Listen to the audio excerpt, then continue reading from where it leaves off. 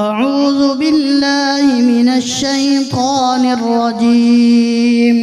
بسم الله الرحمن الرحيم.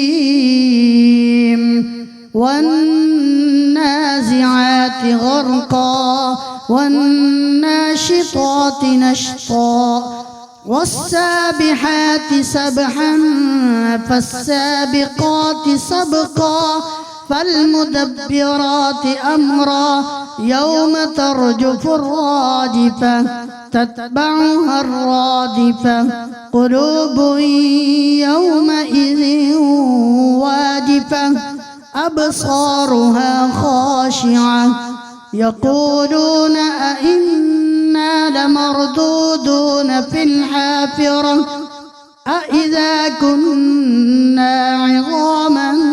نخرة قالوا تلك إذا كرة خاسرة فإنما هي زجرة واحدة فإذا هم بالساهرة هل أتاك حديث موسى إذ ناداه ربه بالوادي المقدس طوى اذهب إلى فرعون إنه طغى فقل هل لك إلى أن تزكى وأهديك إلى ربك فتخشى فأراه الآية الكبرى فكذب وعصى ثم أدبر يسعى فحشر فنادى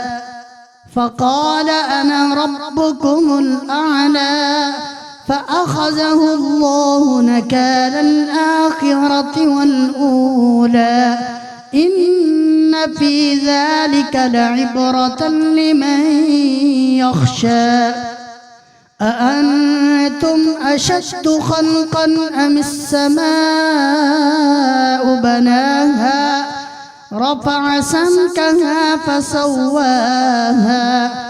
وأغطش ليلها وأخرج ضحاها والأرض بعد ذلك دحاها أخرج منها ماءها ومرعاها والجبال أرساها متاعا لكم ولأنعامكم فإذا جاءت الطامة الكبرى يوم يتذكر الإنسان ما سعى وبرزت الجحيم لمن يرى فأما من طغى وآثر الحياة الدنيا فإن الجحيم هي المأوى وأما من خاف مقام ربه ونهى النفس عن الهوى